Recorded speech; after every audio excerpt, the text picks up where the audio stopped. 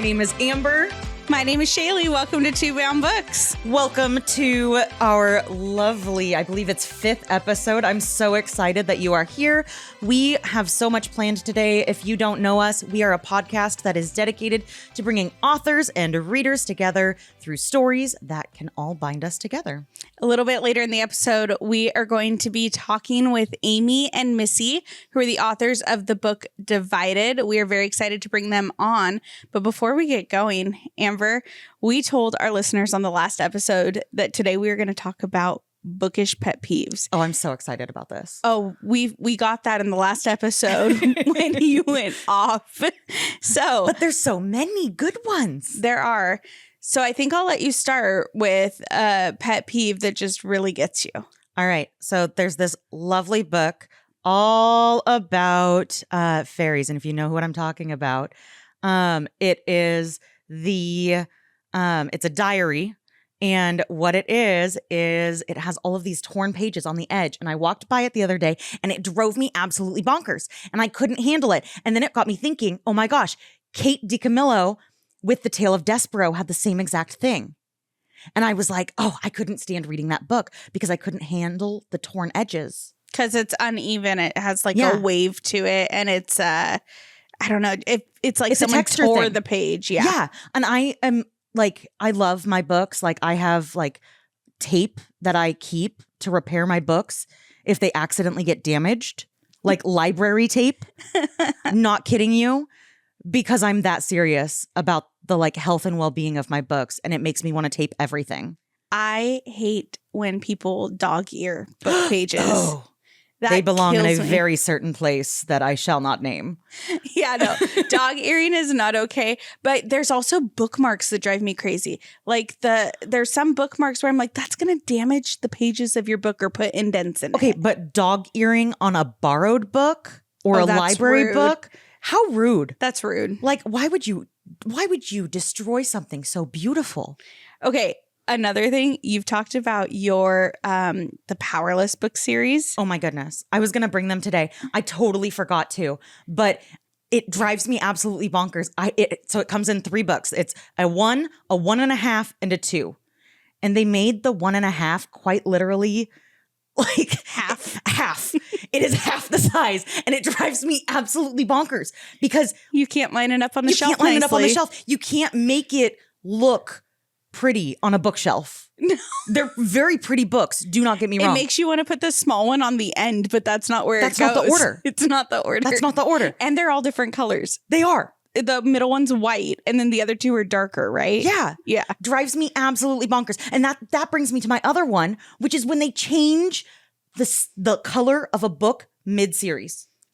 Oh, yeah. Like stick with a theme. Yeah. And it's different. Like some series have different colors for every book, which is fine.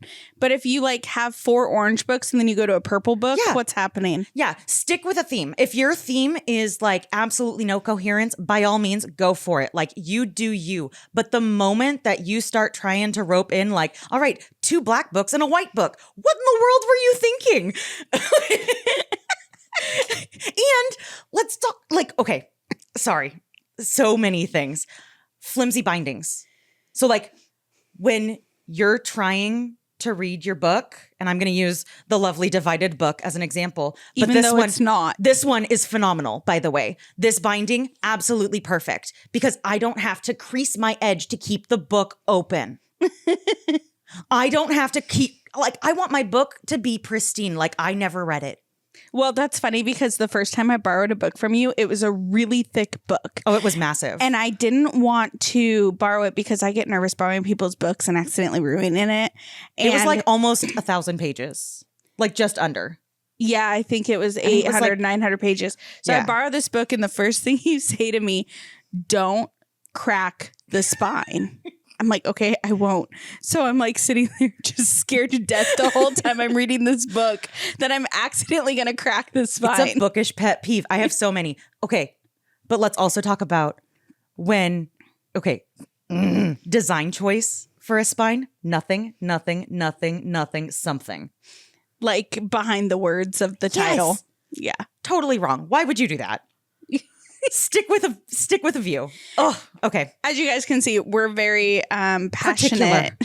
Particular, passionate, whatever fits for this. Share in the comments also what your bookish pet peeves are. Do not make me feel alone in this. Yeah. Oh, by the way. Yes. I have to tell you, I was looking through some of the comments from our episodes today, and someone watched our first episode and told me that they love Cassandra Clare's Mortal Instruments and Twilight both. Thank you very much. Okay. Well, I will accept yours and their opinion. But you don't agree. I will disagree. Lovingly. All right. Well, let's head into our book highlight of the day. What are we talking about? Today we are talking about The Calamities of Camden Callahan by Brittany Tucker. And this book I was on the ARC team for, and I absolutely fell in love with her. And so now I'm on a continual ARC team with her. So anytime she has a book coming out, I get noticed about it, or like I get notified about it. And then also I'm in her Facebook group as well for the ARC team, which I believe it is, I could be wrong, but I think it's Tucker's Tater Tots. And it cracks me up every time I see it pop up. And so feel free to check her out. She's absolutely phenomenal. But the back of the book reads, "Death consumes all, but even it spit out Camden Callahan. In the years since his father's betrayal, 19-year-old pirate Cam has done the unimaginable to keep his true identity a secret. When a desperate gamble gets his crew slaughtered and his captain kidnapped, Cam wakes from the ashes of their ship, gifted with newfound powers and a fresh start in life. But with the fate of his captain, the only one who knows Cam's past uncertain, he must infiltrate an island run by an overzealous doctor and his deadly followers before the captain spills Cam's truth to the world, ripping away his last chance at freedom. Even beneath the tropical sun, shadows thrive as dark deals are struck, forcing Cam to confront old foes both within and without as time runs out. On this island, wearing his old name may be the only way Cam can keep himself, his captain, and his new allies alive. Doing so, though, would mean choosing to face death and his father a second time." This book sounds amazing. It's so good. And so I read this one quite a while ago. However, it brought up a lot of, I love a good pirate book. Do not get me wrong, okay? But I was also in Pirates of Penzance as a high schooler. And so with the whole, like, I don't know who I am, I'm adopted by pirates aspect, it definitely brought up Pirates of Penzance vibes and like memories for me of that, but in a much darker twist. And so you almost get like a Pirates of the Caribbean is what I was getting. Absolutely. Oh, 100% Pirates of the Caribbean. And the best part about it is also, like, you know, Elizabeth in Pirates of the Caribbean? Yeah. You've got your own Elizabeth in this as well. Yeah. Keira Knightley had my heart when I was younger. Like, then you'd love she was this. a great actress. And Orlando Bloom and Johnny Depp, all of them in that movie, just phenomenal. Oh, yeah. So you'd love this, especially if you like picture them as like characters within this. That'd be fun. Oh yeah, absolutely. And then the idea of Camden Callahan is almost like a cat with 9 lives. And I love it because the amount of catastrophe that comes to this poor guy, it's like death after death after death, but he's still living. And so it sounds like a good one. Do you know approximately how long this book is? It took me about like 7 or 8-ish hours to read. That means nothing to normal people. Amber, we've been over this. Okay, well, it didn't help that the pages on my Kindle weren't syncing, and so I couldn't actually tell how many pages it was. Okay. So forgive me, it took me about 7 or 8 hours with kids interrupting. So that means I'm going to guess in the 400s range. Probably a little less. Okay. Just because kids were interrupting. Okay. That works. Well, so one more time, the title of that book is The Calamities of Camden Callahan by Brittany Tucker. So go ahead and check that out. We will have more information about that book in our show notes down below so that you guys can check it out if you would like to. With that, we are going to move into Divided. And we are so excited to have the authors of this incredible book with us today. Before we bring them on, we will hear the back of the book from Amber. Nothing exciting ever happens in the woods until a mysterious blue light swallows a girl whole. After 6 years of searching in vain for the missing girl, Arisana Lunagard is back in the woods. This time, ropes of fog drag her into Alterria, a hidden town where nearly everyone has a magical gift. Outsiders cannot survive in our world. As an outsider, Ari shouldn't be able to survive more than a few hours. But the fact that Alterria has no effect on her draws way too much suspicion. Ari discovers that her miraculous survival stems from connections she never knew existed. And as her own gift appears, those connections paint a large target on her back. I was supposed to keep you safe. Torin, Ari's first Alterian friend, the boy who makes her heart race, and the only person who can help her get home, is imprisoned. Now alone, Ari must save Torin, and as her feelings for him grow, she soon discovers that going home will endanger everyone she loves, both inside and outside Alterria. This was a great read. Also, it's one of those ones where I was excited every time I picked up the book to get as far as I could. Oh, absolutely. Because it definitely had that unput down ability factor that we've talked about in our quill rating system. Oh, yeah. Well, but not only that, like, how beautiful is this book? Like, I like the feeling of the cover too. Oh my gosh. This book has flown to Texas and back with me. This book has flown to DC with me. I'm so excited. I love this book. There we go. Let's see. So this is a young adult fantasy. It has no spice in it.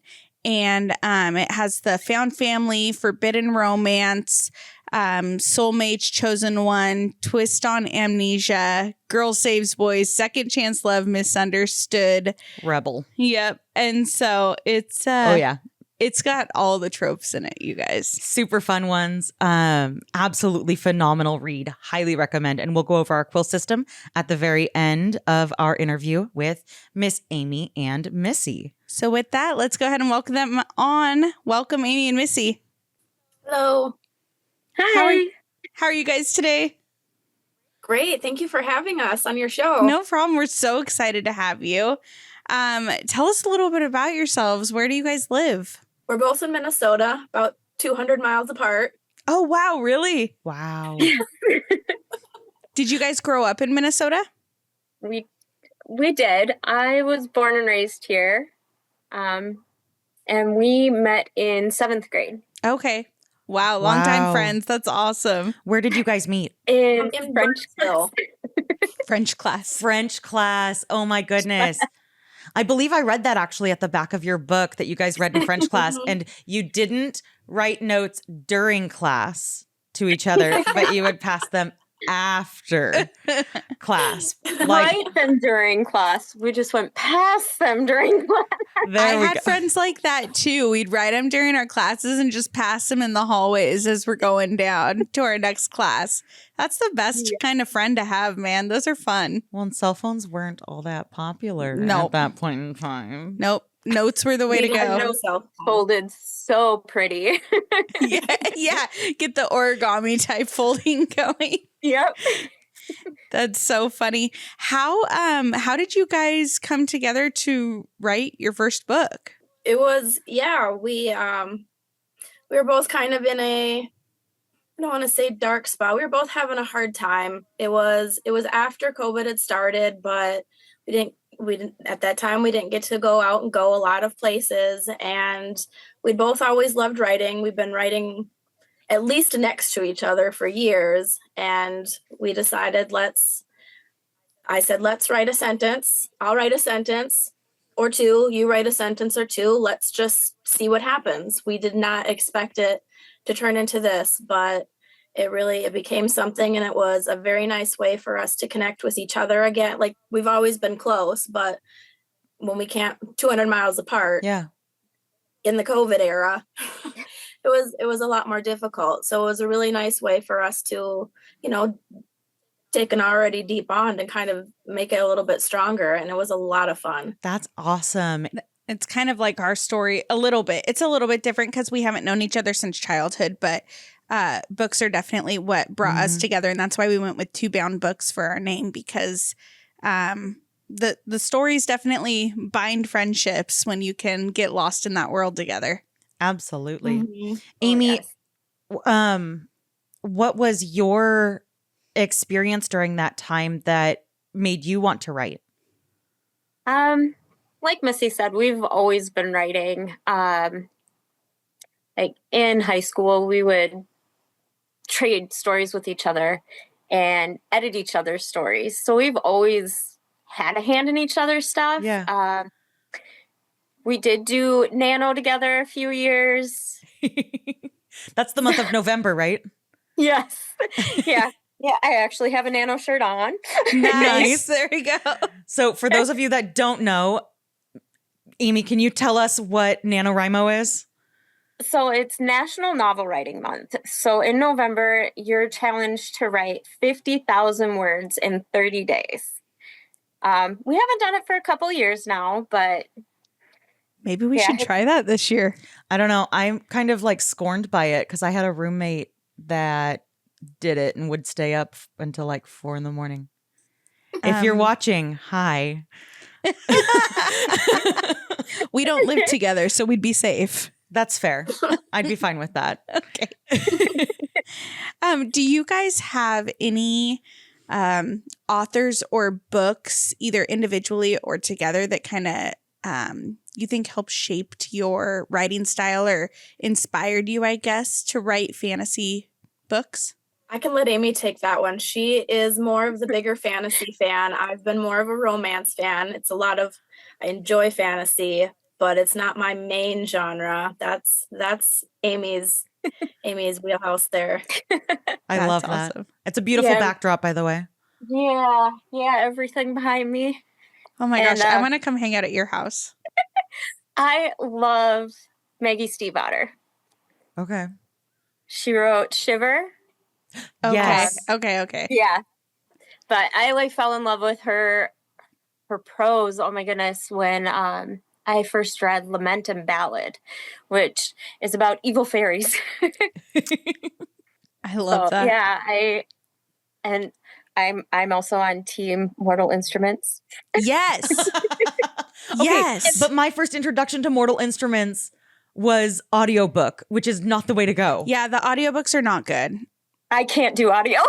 Yeah. So I read the books in high school, actually. And I fell in love with them. In fact, so I read Twilight first and obviously loved those because what millennial didn't? Well, maybe her. Okay, I read them. Her, I just wouldn't want to reread them. Okay. I rewatch the movies every year. So that's So does my husband. So I was obsessed with the Mortal Instruments, and I'd be walking down the halls at school with my nose in those books. And then just recently I told her that she needed to read them.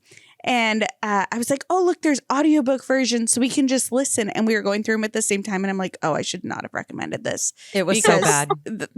It was just not good compared to like being immersed in the actual book. I would rather be immersed in it than have listened to them. Yeah. I'll say that. The audiobook gave me the ick. So when I first read them, there was only 3. And by the end of the 3rd one, I was like, I need more of this world. And that was actually the first time I wrote a full-length novel. It won't really? Yeah, there's a lot of that type of stuff in that one. Wow, that's awesome. Did you watch the Shadowhunters show? I did watch a bit of it, and then kids took over the TV, so I don't get to watch it as often. I didn't get to finish it. Okay. Well, okay, so then we know that you're the fantasy guru, and then Missy, you love romance.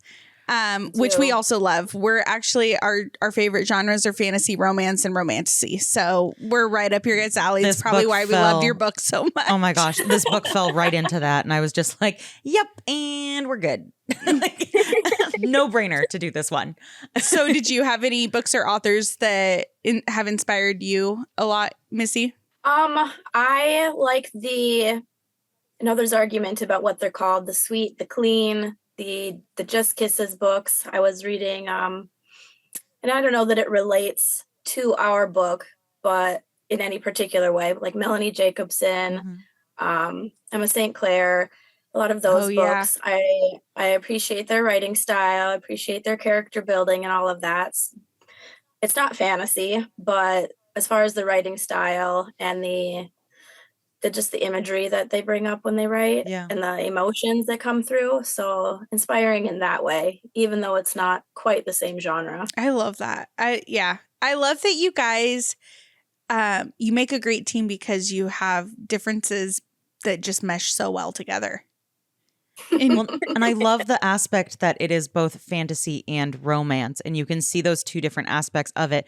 And while I would say that this book paints the world with the words that you wrote. And so I absolutely just adored the world building, the setting. Some of it moved a little wonky. I was like, wait, where did that come from? But I even then I was just like, I bet you that if I were to be in her shoes, I'd be like, yep, this is just how things are now.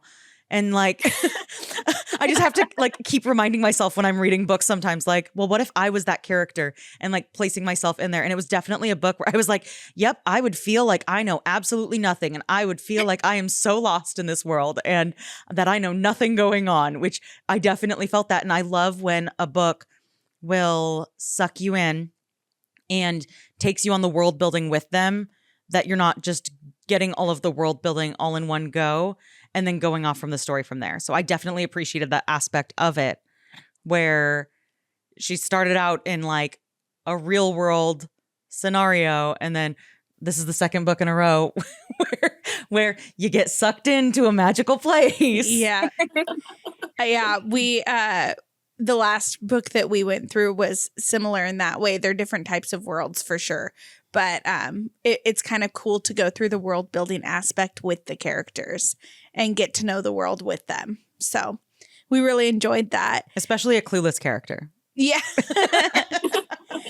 Do you guys have anything special about your creative process, or what is your creative process? How do you guys start with your book? I know how to answer for Aimee, I think, more so than myself. That's funny. Let's hear it. Answer for Aimee. Yeah, it's answer for me. Music. She will hear a song, and she will just something in the lyrics, or sometimes even just the tone or the rhythm, and it will spark an idea for her, and she'll have to find whatever she can to write on, no matter where she is. She'll just have to jot it down. And she sent me pages and pages of just notes that are practically stories in and of themselves. So her creative process, I really admire her for that. That's so I come up with ideas when I'm sleeping. So you almost keep a dream journal. That's funny. Yep, Aimee knew it. She's driving. If I'm driving, and then unfortunately I can't write them down, and Aimee kind of had to be like, that you can just say, hey, Google, and they can take a note for you. I'm like, oh. But both of us are vocalists and Amber's an instrumentalist, and so we relate to the music aspect of things as well. And so that touches home. That's pretty fun. I do have a question about your writing process, though, because you said you started during COVID and then you guys would pass a sentence back and forth to each other. How did you guys write this book? Well, it started that Missy started a Facebook group, just the two of us. And she'd do a line, I'd do a line. And then once that got too long, we started another one. And then we started doing paragraphs. And then it started to get to pages and then chapters. And by the time it was chapters, we were writing on our own computer and then sending it to the other person. Okay, here's my chapter. Here's how it ends. What's going to happen next? Wow. So was it a living document, or was it in pieces and you guys had to piece this together? This one went from the beginning to the end. Okay. So you were feeling inspired. A bunch of documents, but they all got pieced together. They were already in order. That's so fun. That's absolutely amazing. I admire that writing process because that is like totally not how my brain works. Well, book two is and I'm a start to not book two's different. It was, here's an idea, here's an idea, here's an idea. Now, how are we piecing these together? It's kind of like each kid has a different personality. And so do the books in the writing process. Or like you think you're fine with the first kid and then you end up having the second one and you're like, oh, that's what kids are like. So out of curiosity, do you guys have, without giving too much away, a favorite part of the book, or it's not really a scene, but like a chapter or a moment that happened? I really like the glass house when the two main characters have a new revelation. Okay.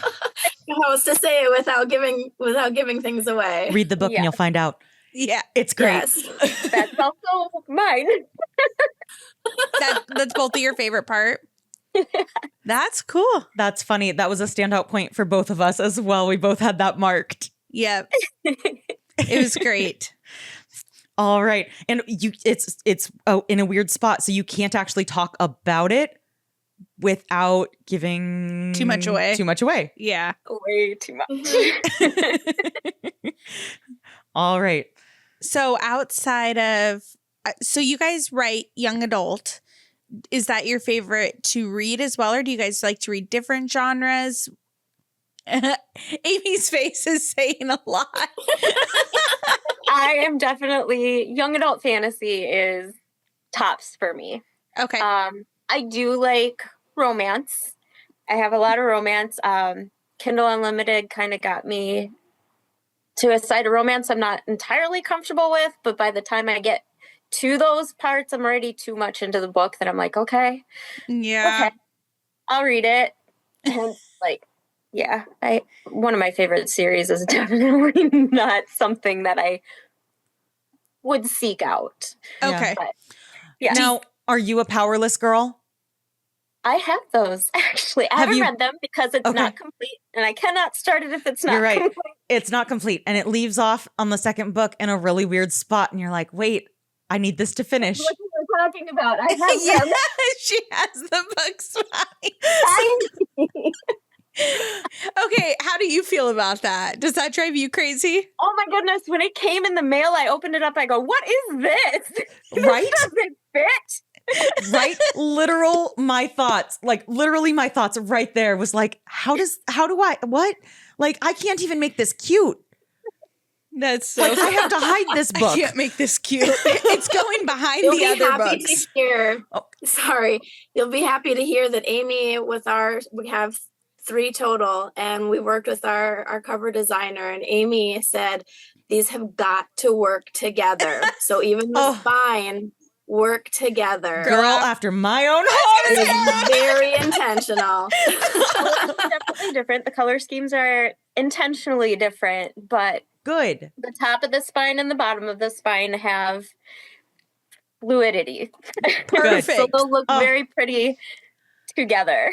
Perfect. It will be on my bookshelf and it will be gorgeous. That's what I care about. I'm a big trophy reader. And so for me, if I can make it look pretty on my shelf and make it look immaculate, like I didn't read it, but I totally did, and I can have a conversation about it, then that's me. Oh my gosh. I feel like we all need to just go get coffee together if we only lived in the same spot. If we only lived like, I don't know, 2,000 miles closer. Yeah. So what's something your readers would be surprised to know about you guys? Well, between us, we have 11 children. Oh my gosh. Wow. You guys are so busy. So is it, I believe we talked about this previous, it's a 6 and a 5 split, correct? Yes. Who has the 6 and who has the 5? I have 6. I have 5. I have 2, and I'm like, all right, how do I keep you alive? The more you have, the more they help. They enjoy occupying each other, entertaining each other. That's good information. That makes sense. Because you have the second one and you're like, I thought this was going to be easier. 2 was probably the hardest for me. Yeah. And then by the time we got to 3, the oldest was like 6 years old and he could do a lot for himself at that point. And so, yeah. And then the more we had, then they wanted to help. Like, that's good. Neither of us like gave our children the responsibility of taking care of each other, but they, at their early stage, they love the babies. They want to, hold the babies and everything. And then when they can play, then they're off playing. That's beautiful. How do you guys find time to write? Yeah. Our husbands are very supportive. Oh, cool. So, yes. Yeah. Yeah, they really kicked our butts into self-publishing because we were tossing it around if we wanted to do traditional ourselves. And one thing that really stuck out for us was the fact that we had the second book pretty much about 80% written. Mm-hmm. Wow. When we were going to start querying. And then we were like, but if this doesn't sell, we lose our second book. Oh, yeah, that makes sense. So I wouldn't have even thought about that. Yeah, they were just like, do it, self-publish. We got your backs. And, they occupy the kids That's amazing. as best they can. I love me a good supportive husband. This goes to a shout out of my supportive husband as well. So that's awesome. Yeah, they are awesome. Well, do you guys have, it sounds like you lucked out. Do you have a favorite character in the book? Torin. Really? I wasn't expecting that based on what we heard from you guys previously. Oh, I totally was. Torin and who? Who'd you say your other favorite is? I really like Brayden. Oh, Brayden. That's my brother's name. So I'm partial. That's his name. But Yeah. I didn't name him. Missy did. Oh, funny. Did you know that her nephew's name was Brayden? No, I don't think so. I love that. So you just are like, oh, wow, random character named my nephew's name. I also have a nephew named Brayden, but I didn't remember that either. So That's funny. I love that. My brother and I are 16 and a half years apart. So he's 14. And so he's at that fun age right now where he would be reading these young adult books if we could get him to read, but he prefers to be doing the sports. Whereas for me, I work with youth as well. And this is definitely a book that I would hand them and be like, read this. You need to. Which I'm going to, by the way. So we're getting near the end of the interview portion, but do you guys have anything specific that you hope readers take away from Divided? I think it's starting with the beginning. I mean, Divided is setting the scene for the following books. And we have some themes that we're working through to the end that we think are going to make a good explanation of coming together and how division is unhealthy. And despite people's differences, we are all human. Yeah. And we're all worthy of love and respect from our fellow humans. Yeah. I love that. I really like that too. That was so wholesome. Thank you for sharing that. Do you guys have any future projects on the way? Aside from the last 2? Yeah. When do you guys have a timeline for those or an idea? So for book 2, we did have to push it from our original thought of February. It'll probably be July. Okay. And then we're hoping the third book would be October. So all 3 will be released within a year. Wow, that'll be close. Oh, I love that. We're hoping. We'll get But all obviously 3 on with our all bookshelf. kids. Oh, I love that. Yeah, I'm excited. Oh, I'm so excited. Like, this book is already beautiful. I cannot wait to see the other two. Oh, we're hoping to show off our cover for book 2 here soon on our social medias. Sweet. We will make sure to share it so that our listeners can get a look at that as well. We're very excited. Our artist is amazing. Amazing. Oh, I always wonder where the book covers come from, and like, is it the authors designing it? Do you just give the idea? Okay, really quick, back to the very beginning of our entire podcast episode. Sometimes the question is, where did the covers come from? Another pet peeve. Are you wrong? Or like, am I wrong? So we went to a what would you call it? Like, I don't want to just shout out the name of it, but just like, here's a basic website designer or book cover designer, and we gave them ideas, and they just couldn't do it. And we're looking at the cover, we're like, no, Yep. nope, you're not hitting it. So we canceled what we had with them. And then I started searching on Instagram for people who were drawing fan art of young adult fantasy books. So like Cruel Prince, Once Upon a Broken Heart. Mm-hmm. Yeah. And I found quite a few that I really was drawn to. So then I sent them over to Missy, and she's like, ooh. So we narrowed it down to like 2 or 3, and then we started requesting a couple, but the one we really loved, it said in their bio, commissions were closed. I was like, you know what though? Let's just see. So we sent her an email, and we got our cover art. Oh my goodness. I love that. That's lucky. Yeah, and she has just been a dream to work with. Oh, that's the best when it's meant to be. I had a terrible, terrible drawing of my idea for the cover, and she took that and just made it gorgeous. So, Which, by the way, look at this beautiful cover. This beautiful cover, you guys. Absolutely gorgeous. Yeah, your artist did a great job. It's beautiful. I don't know if you guys have seen, it was a little old granny that made sweaters for all of the shirtless men at the public library that are on the pages of, like, on the covers of books. And she like, she went and she put little cozies over all of them, and she's like, they looked cold. And so that's also where my thoughts go in regards to this. I'm like, all right, awesome. I love that it's a wholesome cover. I can carry this book around and not be ashamed to read it. I can hand this, look at it. Yes, I can hand this to my youth. I can hand this to my youth and be like, read this. And they're like, okay, sounds good. So yes. Where can our listeners purchase your book? We do have it listed on Amazon and also on our website. And if you order from our website, you'll get the book signed by us. And you also get a little bit of swag with it. Ooh. We got some of that swag. We did get some of that swag. You got the book. You got the book swag from us. So we did. We got a full book swag package, and it was absolutely amazing. So, by the way, thank you for that. Yeah, we hear that you made those stickers, Aimee. I did. I made the stickers. I made the bookmarks, and I just actually started messing around and made a new set of stickers. So we have like 4 new designs. Oh, I love that.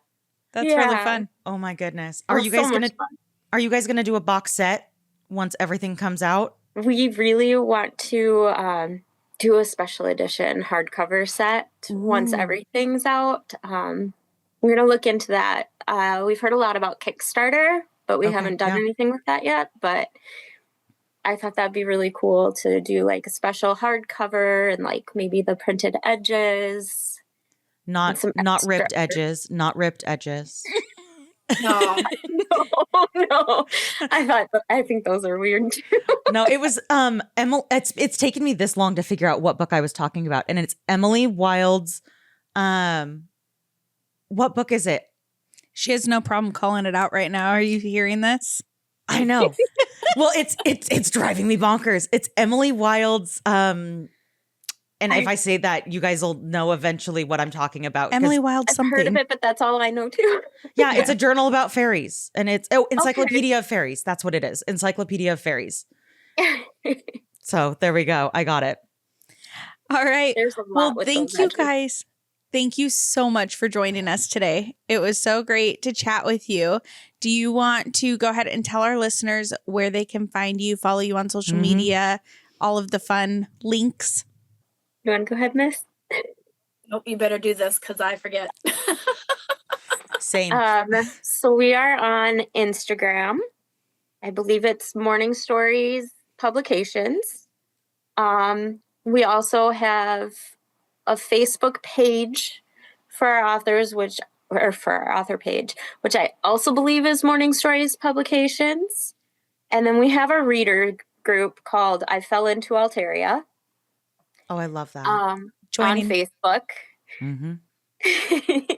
And then we are on TikTok, and it's Morning Stories 97. And we're on Threads, which I think you can just find you on Instagram. Find that through Instagram, yeah. We do have a link tree on our Instagram, I believe, in our bio. Perfect. So that's probably easier than here. Perfect. And we'll definitely link that in the show notes as well. So if you are interested in following Aimee and Missy, feel free to check our show notes out, and we will have all of their socials posted there so you can follow them as well, and along with getting their book. All right, guys. Thank you so much. We'll talk to you soon. Thank you for having us. Bye. Thank you. Bye. Well, that was fun. Oh my goodness. All right. Let's talk quills. Oh, this one rated decent for me. This one rated extremely decent for me. This one rated altogether. Go ahead. 21 out of 25 stars. So quills. Quills. 21 out of 25 quills. For those of you that are getting used to our quill rating system, we will have it laid out for you in the show notes to kind of explain where those numbers came from. And with that, we want to give a big thank you to our producer, Rob, who also rents us this beautiful studio space. As you guys can see, by the way, it's changing up for those of you watching on YouTube. It's been in the process of a little bit of a makeover. So we have our fun reading chairs now, and they're pretty cozy to sit in. So thank you to Rob. He owns Romar Entertainment and Alethea Digital Media. So if you're looking for websites or social media, you can hit up Alethea Digital Media, and we'll have that linked in the show notes as well. We will see you guys in 2 weeks with our next episode. Woo. If there is a topic of a book or a topic that you guys want us to rant and rave about, like pet peeves, head to our website and we will have a little box there for you guys to drop ideas into. And we will bring those into the website slowly but surely. And don't forget to leave your pet peeves in the comments below, along with being able to also follow our wonderful guests today, Miss Aimee and Missy. Thank you guys as well. You have such a wonderful week, or I suppose 2 weeks, and we will see you then. Follow us at Two Bound Books on all our social media, and don't forget to subscribe. Bye, everyone. Bye.